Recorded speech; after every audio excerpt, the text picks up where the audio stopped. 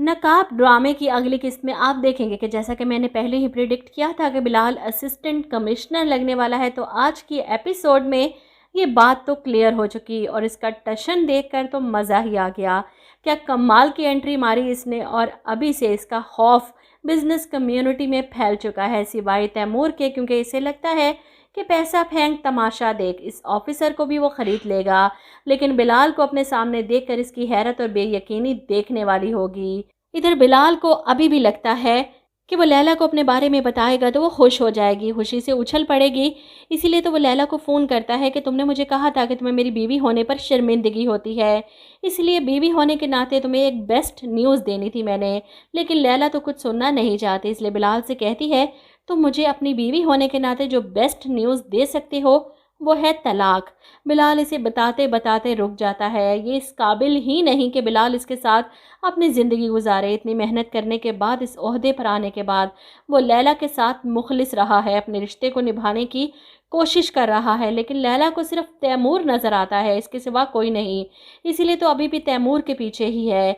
इधर ज़ारा अपने ताया ताई के बदले हुए अंदाज देकर हैरान है, लेकिन असल बात तो ये है कि सारी जायदाद पर काबिज़ होने के बाद ताया ताई ने अपने चेहरे पर लगे नकाब हटा दिए हैं और अब वो खुलकर खेल रहे हैं ज़ारा के साथ। ज़ारा की कोई बात भी इन्हें अच्छी नहीं लगती, उल्टा इसे बुरा भला कहा जाता है। ऐसे में ज़ारा भी फैसला करती है कि वो इन घर वालों को बता देगी कि मेरी क्या हैसियत है।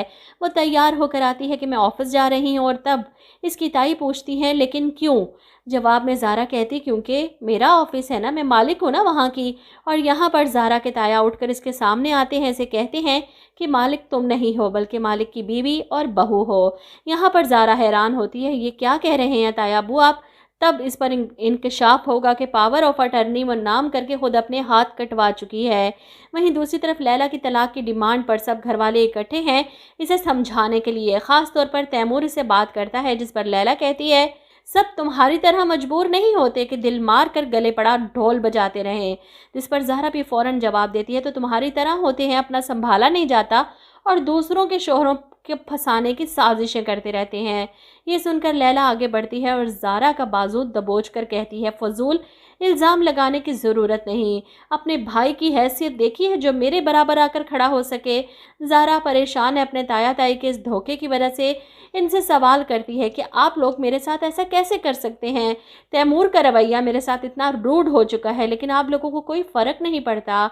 वो इनसे लड़ती है।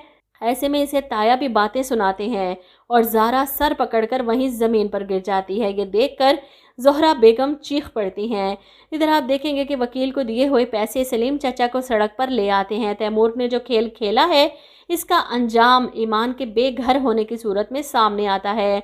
वकील जानबूझकर ये केस हार जाता है और इधर ईमान जो बैठी दुआएं कर रही थी अपने बाप की कामयाबी के लिए कि सब रायगा जाती हैं। सलीम चचा घर आकर अपनी फैमिली से कहते हैं कि वकील ने हमारे साथ धोखा किया है, हमें ये घर खाली करना पड़ेगा। और ये गुड न्यूज़ तैमूर को पता चलती है तो वह फ़ोन करता है सलीम चचा को कि मेरा बंदा निगरानी ठीक कर रहा है ना, पता चला कि आपको घर खाली करना पड़ रहा है, कल ड्राइवर भेज रहा हूँ मैं, आ जाइएगा उसके साथ।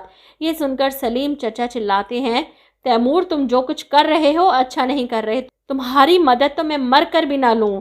वो फ़ोन बंद कर देते हैं इससे बातें सुनाकर, जिस पर तैमूर छत पर बैठा इन जलती हुई लकड़ियों के साथ खेलकर कहता है रस्सी जल गई लेकिन बल नहीं गए। अब बिलाल को पता चलेगा इस केस के बारे में तो हो सकता है कि वो अपने रिसोर्सेज के ज़रिए सलीम चचा का घर इन्हें वापस दिला दे और शायद ईमान को भी पता चल जाए कि बिलाल किस पोस्ट पर है। मैं तो खुद चाहती हूँ कि इस ड्रामे में एक एक को पता चले कि बिलाल बन क्या गया है, तब सबकी शक्लें देखने वाली होंगी और मज़ा आएगा ड्रामे में। आप लोग क्या कहते हैं इस बारे में?